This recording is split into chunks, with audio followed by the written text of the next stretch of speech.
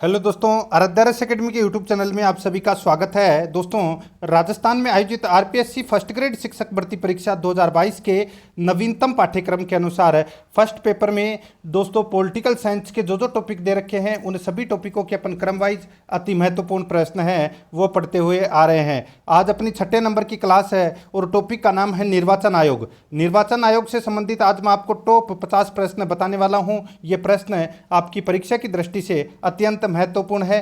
First paper के लिए ये अमृत है। और अगर आपने पिछली जो 5 क्लासें हैं वो नहीं देखी है तो आप प्लेलिस्ट में जाइए, वहाँ पे आपको फोल्डर मिल जाएगा फर्स्ट ग्रेड भारतीय संविधान के नाम से, वहाँ फोल्डर बना हुआ है, तो आप वहाँ जाकर पिछली क्लासें हैं वो जरूर देखें। और आराध्यारस एकेडमी के यूट्यूब चैनल को सब्सक्राइब नहीं किया तो सब्सक्राइब जरूर करें, बेल आइकन को दबाएं, वीडियो को लाइक और अपने दोस्तों के पास में शेयर जरूर करें। तो चलिए दोस्तों शुरू करते हैं निर्वाचन आयोग से संबंधित। देखिए पहला प्रश्न, तारकुंडे समिति तथा दिनेश गोस्वामी समिति का संबंध किससे है? अपने को परीक्षा में प्रश्न देखने को मिलता है कि बलवंत राय मेहता समिति का संबंध है वो किससे है? तो दोस्तों सीधा सा है, पंचायती राज से संबंधित है। ठीक है, ठीक उसी प्रकार यहां पे ये भी पूछा जा सकता है कि तारकुंडे समिति तथा दिनेश गोस्वामी समिति का संबंध है वो किससे है? तो दोस्तों ये चुनाव व्यवस्था में आमूल सुधार से संबंधित है। ठीक है, ये समितियां दोनों के दोनों चुनाव व्यवस्था में आमूल सुधार से संबंधित है। ए नंबर का ऑप्शन बिल्कुल सही उत्तर हो जाएगा। देखिए आज आपको मजा आने वाला है। आप पूरे के पूरे 50 प्रश्न आप देखोगे तभी आपको पता लगेगा कि निर्वाचन आयोग है क्या। आपने सिर्फ पढ़ा होगा कि अनुच्छेद 324 में निर्वाचन आयोग का प्रावधान किया गया है, लेकिन असली चीज आज आपको पता लगेगी। देखिए 1952 का वर्ष भारतीय इतिहास में क्यों महत्वपूर्ण है? तो क्या हुआ था 1952 में? तो दोस्तों सीधा सा है, यहां पर लोकसभा में प्रथम आम चुनाव हुए थे, यानी कि लोकसभा में प्रथम आम निर्वाचन हुआ था 1952 में। ठीक है, तो इसमें डी नंबर का ऑप्शन सही उत्तर हो जाएगा। 3 नंबर का प्रश्न है, इसमें देखिए भारत की निर्वाचन पद्धति निम्न में से किस देश के निर्वाचन पद्धति के अनुरूप है? तो भारत की जो निर्वाचन पद्धति है वो निम्न में से किस देश के निर्वाचन पद्धति के अनुरूप है? तो इसका राइट आंसर हो जाएगा वो है ब्रिटेन। ब्रिटेन के अनुरूप है भारत की निर्वाचन पद्धति। ठीक है, तो इसमें सी नंबर का ऑप्शन सही उत्तर हो जाएगा। आगे देखिए प्रत्यक्ष निर्वाचन किसे कहते हैं? प्रत्यक्ष निर्वाचन किसे कहते हैं? तो दोस्तों प्रत्यक्ष होता है जनता द्वारा प्रतिनिधि चुनना। जनता द्वारा प्रतिनिधि चुनना ये तो होता है प्रत्यक्ष निर्वाचन, यानी कि जैसे कि अपना लोकसभा में सांसद है, इनका निर्वाचन होता है तो जनता द्वारा ही चुने जाते हैं वो। और राज्यसभा सांसद है वो दोस्तों आप सभी को पता है कि जो जनता द्वारा चुने गए प्रतिनिधियों के द्वारा उनको चुना जाता है, राज्यसभा सांसदों को। ठीक है, तो आपको ये चीज इसमें अपने को याद रखनी है। तो इसमें सी नंबर का ऑप्शन बिल्कुल सही उत्तर हो जाएगा। आगे देखिए रिटर्निंग अधिकारी कौन होता है? तो रिटर्निंग अधिकारी है वो कौन होता है? तो दोस्तों मैं बताता हूं आपको। देखिए वह अधिकारी जो निर्वाचन क्षेत्र में चुनाव के लिए उत्तरदायी होता है और परिणाम की घोषणा करता है वो होता है दोस्तों रिटर्निंग अधिकारी निर्वाचन आयोग में। ठीक है, समझ में आ गया? रिटर्निंग अधिकारी कौन होता है कि वह अधिकारी जो निर्वाचन क्षेत्र में चुनाव के लिए उत्तरदायी होता है और परिणाम की घोषणा करता है। ठीक है, तो अपना इसमें डी नंबर का ऑप्शन बिल्कुल सही उत्तर हो जाएगा। 6 नंबर का प्रश्न है, इसमें देखिए भारतीय संविधान के किस अनुच्छेद में निर्वाचन आयोग का प्रावधान है? तो भारतीय संविधान के किस अनुच्छेद में निर्वाचन आयोग का प्रावधान है? तो मित्रों इसका राइट आंसर हो जाएगा, मैंने अभी आपको बताया था, अनुच्छेद 324। अनुच्छेद 324 में निर्वाचन आयोग का प्रावधान किया गया है। ठीक है, तो इसका राइट आंसर बी नंबर का ऑप्शन बिल्कुल सही उत्तर हो जाएगा। निर्वाचन आयोग के नाम से एक स्वतंत्र संस्था की व्यवस्था की गई है भारतीय संविधान में, जो स्वच्छ एवं निष्पक्ष चुनाव का संचालन करती है। यह आपको इसमें याद रखना है। 7 नंबर का प्रश्न है, भारत में निर्वाचन सूची तैयार करने की जिम्मेदारी किसकी है? भारत में निर्वाचन सूची तैयार करने की जिम्मेदारी है वो किसकी है? तो वो दोस्तों निर्वाचन आयोग की है।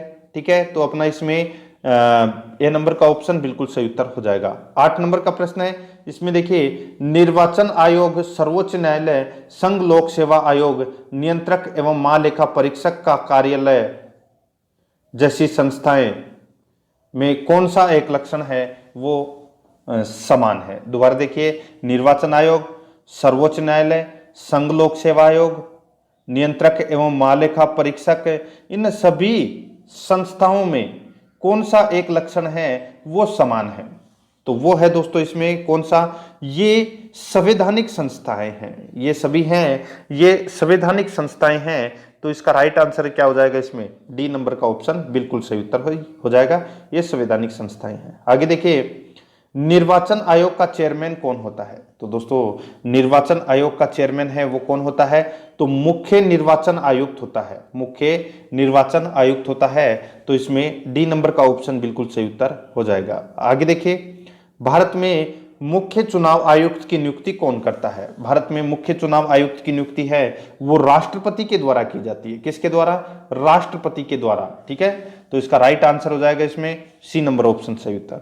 आगे देखिए, निर्वाचन आयोग का प्रमुख होता है, तो निर्वाचन आयोग का प्रमुख कौन होता है? तो सीधा सा है भाई, मेन अधिकारी कौन होता है? तो वो मुख्य निर्वाचन आयुक्त। तो इसमें डी नंबर का ऑप्शन सही उत्तर हो जाएगा। 12 नंबर का प्रश्न है, परिसीमन आयोग का अध्यक्ष होता है, तो परिसीमन आयोग का अध्यक्ष है वो कौन होता है? तो ये होता है दोस्तों मुख्य चुनाव आयुक्त। याद रखना, मुख्य चुनाव आयुक्त है वो परिसीमन आयोग का अध्यक्ष होता है। तो इसमें सी नंबर का ऑप्शन बिल्कुल सही उत्तर हो जाएगा। 13 नंबर का प्रश्न है, संसद द्वारा मुख्य निर्वाचन आयुक्त तथा अन्य निर्वाचन आयुक्तों की सेवा शर्तों से संबंधित अधिनियम कब पारित हुआ था? तो जो मुख्य निर्वाचन आयुक्त और अन्य निर्वाचन आयुक्त हैं उनकी सेवा शर्तों से संबंधित अधिनियम है, ये कब पारित हुआ था? तो ये पारित हुआ था दोस्तों कब? तो 1994 में। कब हुआ था? 1994 में। डी नंबर का ऑप्शन है वो इसका बिल्कुल सही उत्तर हो जाएगा। आगे देखिए, इसमें 14 नंबर का प्रश्न है, संविधान लागू होने के बाद राष्ट्रपति ने पहली बार कब दो व्यक्तियों को मुख्य निर्वाचन आयुक्त की सहायता के लिए निर्वाचन आयुक्त के पद पर नियुक्त किया? यानी कि अच्छा प्रश्न है, संविधान लागू होने के बाद राष्ट्रपति ने पहली बार कब दो व्यक्तियों को मुख्य निर्वाचन आयुक्त की सहायता के लिए निर्वाचन आयुक्त के पद पर नियुक्त किया गया? तो इसका राइट आंसर हो जाएगा वो है 1989। ठीक है, यानी कि 90 में एक कम। डी नंबर का ऑप्शन सही उत्तर हो जाएगा। आगे देखिए, निर्वाचन आयोग की सहायता के लिए लोकसभा या राज्य विधानमंडल के साधारण निर्वाचन के पहले प्रादेशिक निर्वाचन आयुक्त की नियुक्ति करने का अधिकार किसे प्राप्त है? निर्वाचन आयोग की सहायता के लिए लोकसभा या राज्य विधानमंडल के साधारण निर्वाचन के पहले प्रादेशिक निर्वाचन आयुक्त की नियुक्ति करने का अधिकार किसे प्राप्त है? तो ये अधिकार प्राप्त है दोस्तों राष्ट्रपति को। ए नंबर का ऑप्शन सही उत्तर हो जाएगा, राष्ट्रपति। 16 नंबर का प्रश्न है, निम्नलिखित में से कौन मतदाता सूची को अद्यतन बनाकर तैयार रखता है? निम्नलिखित में से कौन मतदाता सूची को अद्यतन बनाकर तैयार रखता है? तो इसका राइट आंसर हो जाएगा दोस्तों वो है इसमें निर्वाचन आयोग। ठीक है, डी नंबर का ऑप्शन सही उत्तर, निर्वाचन आयोग। आगे देखिए, भारत में विभिन्न राजनीतिक दलों को राष्ट्रीय या क्षेत्रीय दल का दर्जा देने का अधिकार किसको है? यानी कि विभिन्न जो राजनीतिक दल हैं जैसे बीजेपी है और भी कांग्रेस है और भी अपना आरएलपी है, इन सभी को जैसे अलग अलग दल कोई भी बना सकता है। ठीक है, तो राजनीतिक दलों को राष्ट्रीय या क्षेत्रीय दल का दर्जा देने का अधिकार है वो किसको है? तो वो दोस्तों चुनाव आयोग को है। सी नंबर का ऑप्शन बिल्कुल सही उत्तर हो जाएगा। 18 नंबर का प्रश्न है, निर्वाचन आयोग निम्न में से किन निर्वाचनों के लिए अधीक्षण, निर्देशन और नियंत्रण का कार्य करती है? निर्वाचन आयोग निम्न में से किन निर्वाचनों के लिए अधीक्षण, निर्देशन और नियंत्रण का कार्य करती है? तो इसका राइट आंसर हो जाएगा, देखिए, राष्ट्रपति का चुनाव, उपराष्ट्रपति का चुनाव, लोकसभा का चुनाव। तो इसका राइट आंसर हो जाएगा वो है दोस्तों इनमें से सभी का अधीक्षण, निर्देशन और नियंत्रण का कार्य करती है। ठीक है, तो इसमें डी नंबर का ऑप्शन बिल्कुल सही उत्तर हो जाएगा। आगे देखिए, भारत के निर्वाचन आयोग के कार्य हैं। तो भारत के निर्वाचन आयोग के कार्य क्या हैं? तो यहाँ पे देखिए, संसद एवं राज्य विधानमंडलों के सभी चुनाव करवाना बिल्कुल सही है। आगे देखिए, राष्ट्रपति और उपराष्ट्रपति के लिए चुनाव करवाना ये दोस्तों निर्वाचन आयोग का कार्य नहीं है। ये आप सभी को पता है, एकल संक्रमणीय मत प्रणाली के द्वारा राष्ट्रपति और उपराष्ट्रपति का चुनाव किया जाता है लोकसभा और राज्यसभा के सदस्यों द्वारा। ठीक है, राष्ट्रपति में विधानसभा के सदस्य भी भाग लेते हैं, लेकिन उपराष्ट्रपति के चुनाव में विधानसभा के सदस्य भाग नहीं लेते हैं। ये आपको इसमें याद रखना है। तो अपना ये निर्वाचन आयोग का कार्य दूसरा नंबर का नहीं है, तो मैं इसको काट देता हूं। आगे देखिए, किसी राज्य में स्वतंत्र एवं निष्पक्ष चुनाव के लिए अनुकूल दशा न होने पर राष्ट्रपति शासन लगाए जाने की संस्तुति करना, यह भी दोस्तों इसमें बिल्कुल सही है। निर्वाचन सूचियां तैयार कराने के कार्य का निरीक्षण, निर्देशन एवं नियंत्रण करना, ये तीनों कार्य हैं, ये निर्वाचन आयोग के हैं, पहला, तीसरा और चौथा। ठीक है, तो इस प्रश्न का राइट आंसर हो जाएगा सी नंबर का ऑप्शन है वो इसका बिल्कुल सही उत्तर। आगे देखिए, इसमें 20 नंबर का प्रश्न है, उपचुनाव कराया जाता है। तो दोस्तों उपचुनाव है वो कितने वर्षों के बाद में कराया जाता है? तो दोस्तों इसका राइट आंसर हो जाएगा, उपचुनाव है वो कभी भी कराया जा सकता है। डी नंबर का ऑप्शन बिल्कुल सही उत्तर। नेक्स्ट है, मध्यावधि चुनाव कब कराया जाता है? तो मध्यावधि चुनाव है ये दोस्तों समय से पूर्ण होने से पहले, यानी कि समय के पूर्ण होने से पहले जब लोकसभा भंग हो जाए तो दोस्तों मध्यावधि चुनाव करवाया जाता है। तो इसमें ए नंबर का ऑप्शन बिल्कुल सही उत्तर हो जाएगा। आगे देखिए, 22 नंबर का प्रश्न है, भारत में प्रथम आम चुनाव किस वर्ष किए गए थे? तो मैंने आपको बताया था दोस्तों, प्रथम आम चुनाव है वो 1951-52 में कराए गए थे। डी नंबर का ऑप्शन सही उत्तर हो जाएगा। नेक्स्ट है, भारतीय निर्वाचन आयोग ने वर्ष 2010 में अपनी कौन सी जयंती मनाई? भारतीय निर्वाचन आयोग ने वर्ष 2010 में अपनी कौन सी जयंती मनाई? तो इसका राइट आंसर हो जाएगा वो है दोस्तों इसमें स्वर्ण जयंती। बी नंबर का ऑप्शन सही उत्तर हो जाएगा, स्वर्ण जयंती। आगे देखिए, 24 नंबर प्रश्न है, भारत में पहली बार महिलाओं को मताधिकार कब प्राप्त हुआ? तो पहली बार महिलाओं को मताधिकार है वो कब प्राप्त हुआ? तो ये प्राप्त हुआ था दोस्तों कब? 1926 में प्राप्त हुआ था। ठीक है, तो इसमें बी नंबर का ऑप्शन है वो इसका बिल्कुल सही उत्तर हो जाएगा। भारत में महिलाओं को पहली बार मताधिकार है ये 1926 में प्रदान किया गया था, मताधिकार का अधिकार। आगे देखिए, इसमें 25 नंबर प्रश्न है, पार्लियामेंट द्वारा दिसंबर 1989 यानी कि 90 में एक कम, ठीक है, 1989, पार्लियामेंट द्वारा दिसंबर 1989, ठीक है, 1989 में निर्मित कानून के अनुसार एक नागरिक के वयस्क होने की कानूनी आयु है। तो दोस्तों आपने 21वां संविधान संशोधन तो सुना ही होगा, ठीक है, सॉरी 61वां संविधान संशोधन के अंतर्गत मताधिकार की जो आयु है वो दोस्तों 21 वर्ष से घटाकर कब कर दी गई थी? 21 वर्ष से घटाकर दोस्तों 18 वर्ष कर दी गई थी। कब? तो 1989 में। ठीक है, तो आपको इसमें याद रखना है। तो 18 वर्ष है, डी नंबर का ऑप्शन बिल्कुल सही उत्तर हो जाएगा। 26 नंबर प्रश्न है, भारत में मतदान की आयु सीमा को 21 वर्ष से घटाकर 18 वर्ष कब किया गया? तो मैंने अभी आपको बताया था 61वां संविधान संशोधन 1989 में। तो यानी कि बी नंबर का ऑप्शन है वो इसका बिल्कुल सही उत्तर हो जाएगा। आगे देखिए, इसमें 27 नंबर प्रश्न है, मत देने का अधिकार किस आयु पर मिलता है? तो दोस्तों 18 वर्ष पर।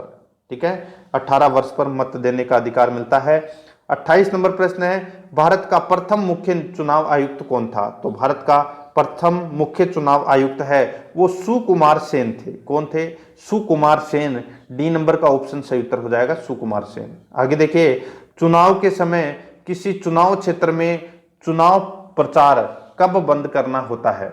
चुनाव के समय किसी चुनाव क्षेत्र में चुनाव प्रचार कब बंद करना होता है? तो इसका राइट आंसर हो जाएगा वो है दोस्तों इसमें मतदान समाप्त होने के 48 घंटे पहले। मतदान समाप्त होने के 48 घंटे पहले चुनाव प्रचार है वो बंद करना होता है। तो इसमें डी नंबर का ऑप्शन सही उत्तर हो जाएगा। आगे देखिए, 30 नंबर प्रश्न, इसमें देखिए एक व्यक्ति, तो देखिए यहां पे दोस्तों एक व्यक्ति 2 से अधिक निर्वाचन क्षेत्रों से चुनाव नहीं लड़ सकता।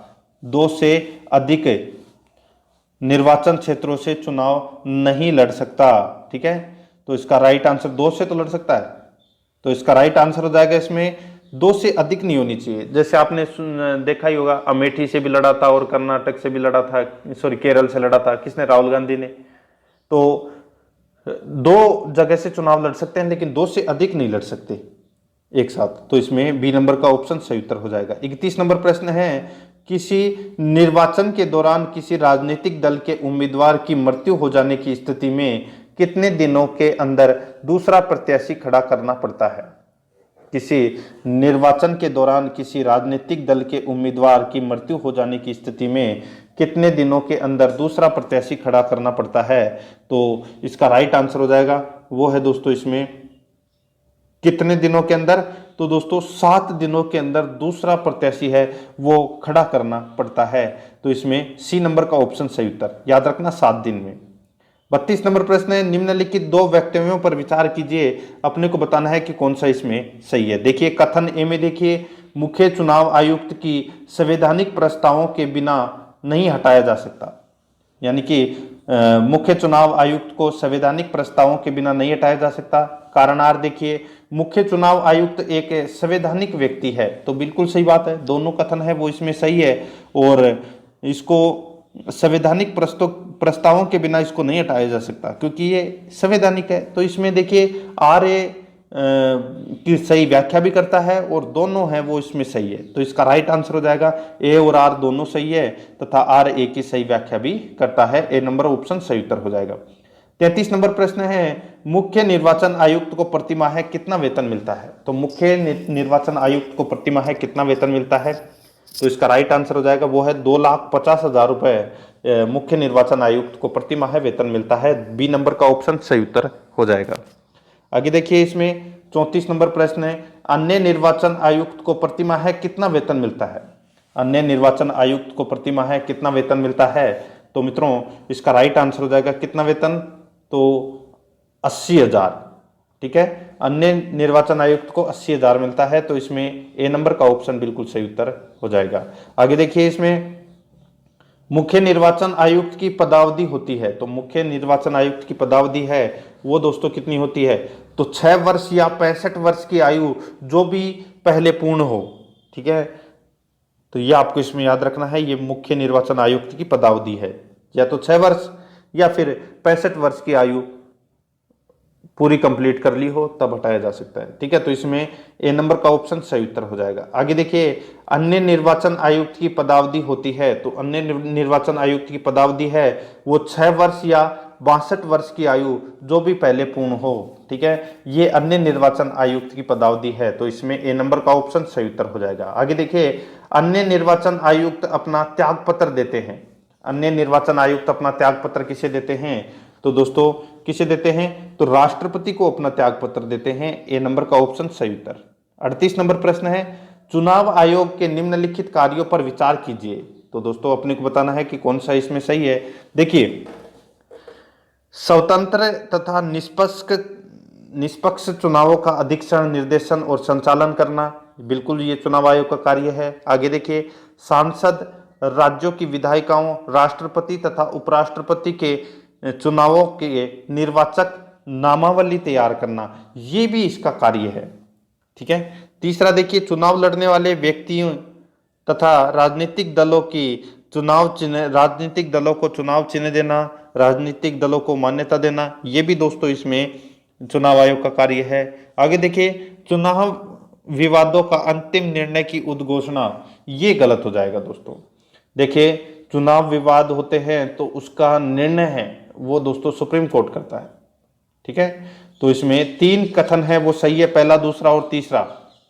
तो इसका राइट आंसर ए नंबर का ऑप्शन हो जाएगा। आगे देखिए, इसमें 39 नंबर प्रश्न है, भारत के संदर्भ में निम्नलिखित कथनों पर विचार कीजिए। तो दोस्तों निम्नलिखित कथनों पर अपने को विचार करना है। तो यहाँ पे देखिए, मुख्य चुनाव आयुक्त और अन्य चुनाव आयुक्तों को समान अधिकार प्राप्त है परंतु मिलने वाले वेतन में असमानता है, ये अपना इसमें गलत हो जाएगा। पहला ही कथन है वो गलत हो जाएगा। ठीक है, अधिकार तो समान कहाँ पर है, मुख्य निर्वाचन आयुक्त अलग है, बाकी अन्य चुनाव आयुक्त हैं वो अलग है। ठीक है, आगे देखिए, मुख्य चुनाव आयुक्त वही वेतन पाने का अधिकार है जिनका उच्चतम न्यायालय के न्यायाधीश को दिया जाता है। बिल्कुल सही है। ठीक है, मैंने अभी आपको बताया 2,50,000 सही है। आगे देखिए, मुख्य चुनाव आयुक्त को उच्चतम न्यायालय के किसी न्यायाधीश को हटाने के तरीके को कारणों के अतिरिक्त किसी अन्य तरीके और कारण से उनको पद से नहीं हटाया जा सकता। तो इसमें दूसरा और तीसरा इसमें सही है। ठीक है, तो इसका राइट आंसर देखिए, ये अपना इसमें गलत हो जाएगा, 5 वर्ष दे रखा है। ठीक है, तो अपना इसमें दूसरा और तीसरा सही है, बी नंबर का ऑप्शन सही उत्तर हो जाएगा। 40 नंबर प्रश्न है, इसमें देखिए, दिनेश गोस्वामी समिति ने सिफारिश की थी, दिनेश गोस्वामी समिति ने सिफारिश की थी तो लोकसभा के चुनाव के सरकारी निधियन की, लोकसभा के चुनाव के सरकारी निधियन की। ठीक है, तो सी नंबर का ऑप्शन सही उत्तर हो जाएगा। ठीक है, आगे देखिए, इसमें 41 नंबर प्रश्न है, दिनेश गोस्वामी समिति का संबंध था तो किससे था? तो सीधा सा है, आपको तो निर्वाचन सुधारों से संबंधित, मैंने अभी आपको थोड़ी देर पहले बताया था, दिनेश गोस्वामी का संबंध है वो किससे था? तो निर्वाचन सुधारों से। तो इसमें बी नंबर ऑप्शन सही उत्तर हो जाएगा। आगे देखिए, मुख्य निर्वाचन आयुक्त के संबंध में क्या सही है? तो क्या सही है वो अपने को इसमें बताना है। देखिए, इसकी नियुक्ति राष्ट्रपति करता है, बिल्कुल सही है। इनकी सर्वोच्च न्यायालय के न्यायाधीश की भांति हटा दिया जा सकता है, तो ये भी इसमें सही है। वह राष्ट्रपति, उपराष्ट्रपति, संसद व विधानमंडल सदस्यों का चुनाव करता है। ठीक है, तो दोस्तों यहाँ पे देखिए, वह राष्ट्रपति, उपराष्ट्रपति, संसद व विधानमंडलों के चुनाव करता है, बिल्कुल सही है। और इसका कार्यकाल 5 वर्ष का होता है, ये गलत दे रखा है अपना इसमें। तो इसमें दोस्तों, इसमें 6 वर्ष का कार्यकाल होता है, तो इसका राइट आंसर 1, 2, 3 हो जाएगा। ठीक है, तो इसमें बी नंबर का ऑप्शन बिल्कुल सही उत्तर हो जाएगा। आगे देखिए, जो राष्ट्रपति और उपराष्ट्रपति की मैं बात करूं यहाँ पे, तो जैसे नामांकन करना, ठीक है, और उम्मीदवारों की लिस्ट बनाना, ये कार्य है। ठीक है, किसका? निर्वाचन आयोग का। आगे देखिए, मुख्य चुनाव आयुक्त को पद से हटा दिया जा सकता है, तो इसका राइट आंसर हो जाएगा, वो है संसद के दोनों सदनों के सदस्यों के 2/3 बहुमत से प्रमाणित कदाचार के आधार पर मुख्य चुनाव को हटाया जा सकता है। तो डी नंबर ऑप्शन सही उत्तर हो जाएगा। 44 नंबर प्रश्न है, निम्न में से किसका संबंध चुनाव आयोग से नहीं है? तो किसका संबंध है वो चुनाव आयोग से नहीं है? तो इसका राइट आंसर हो जाएगा, वो है इसमें चुनाव की वैधता का निपटारा करना। सी नंबर का ऑप्शन बिल्कुल सही उत्तर हो जाएगा। आगे देखिए, 45 नंबर प्रश्न है, भारत में निर्वाचन आयोग के निम्नलिखित में से कौन से करते हैं? भारत में निर्वाचन आयोग के निम्नलिखित में से कौन से करते हैं? तो इसका राइट आंसर हो जाएगा, वो है दोस्तों, इसमें देखिए दीजिए, इसमें दोनों ही गलत हैं। ठीक है, आप छोड़ देना इसको। आगे देखिए, भारत के विभिन्न निर्वाचनों के लिए लाइन निम्नलिखित में से कौन सी निर्वाचन प्रणालियां स्वीकृत की गई है? तो कौन सी निर्वाचन प्रणालियां हैं वो स्वीकृत की गई है? तो यहाँ पे देखिए, वयस्क मताधिकार के आधार पर प्रत्यक्ष निर्वाचन प्रणाली, एकल संक्रमणीय मत द्वारा आनुपातिक प्रतिनिधित्व की प्रणाली, आनुपातिक प्रतिनिधित्व की सूची प्रणाली। ठीक है, यहाँ पे देखिए, अप्रत्यक्ष निर्वाचन की संचय मतदान प्रणाली, ये अपना चौथा नंबर का इसमें गलत हो जाएगा। बाकी इसमें 1, 2, 3 है वो इसमें बिल्कुल सही है। सी नंबर का ऑप्शन सही उत्तर हो जाएगा। आगे देखिए, 47 नंबर प्रश्न है, निम्नलिखित में से कौन सा आयोग भारत के संविधान के एक अनुच्छेद के अंतर्गत सुस्पष्ट उपबंध के पालन में गठित हुआ है? तो वो है दोस्तों इसमें निर्वाचन आयोग। सी नंबर का ऑप्शन सही उत्तर। नेक्स्ट देखिए, नीचे 2 वक्तव्य दिए गए हैं, कथन ए और कारण आर। अपने को बताना है कि कौन सा इसमें सही है। देखिए, संसद तथा राज्य विधानमंडलों के स्वतंत्र तथा निष्पक्ष चुनाव कराने की शक्तियां एक स्वतंत्र इकाई निर्वाचन आयोग को दी गई है, बिल्कुल सही बात है। आगे देखिए, निर्वाचन आयोग को पद से हटाने का अधिकार कार्यपालिका के पास में है, ये गलत हो जाएगा दोस्तों। ठीक है, तो अपना इसमें पहला कथन सही है, दूसरा कथन इसमें गलत है। तो इसका राइट आंसर ए सही है किंतु आर गलत है। आगे देखिए, निम्नलिखित में से कौन सा काम निर्वाचन आयोग का नहीं है? तो कौन सा काम निर्वाचन आयोग का नहीं है? तो यहाँ पे देखिए दोस्तों, चुनाव के लिए उम्मीदवारों का चयन करना, ये दोस्तों निर्वाचन आयोग का कार्य नहीं है। ठीक है, देखिए चिन्हों को आवंटन करना, निर्वाचन की तारीख तय करना, निर्वाचन की निष्पक्षता बनाए रखना। ठीक है, तो अपना इसमें डी नंबर का ऑप्शन सही उत्तर हो जाएगा। 50 नंबर प्रश्न है, मुख्य निर्वाचन आयुक्त की नियुक्ति तथा उसको हटाने का अधिकार निम्नलिखित में से किसको है? तो दोस्तों किसको है? तो ये राष्ट्रपति को है। सी नंबर का ऑप्शन बिल्कुल सही उत्तर हो जाएगा।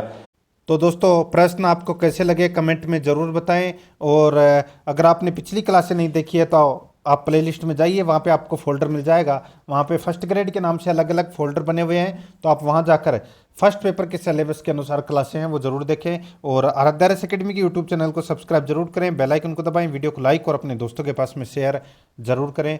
मिलते हैं दोस्तों नेक्स्ट वीडियो में। जय हिंद, जय भारत।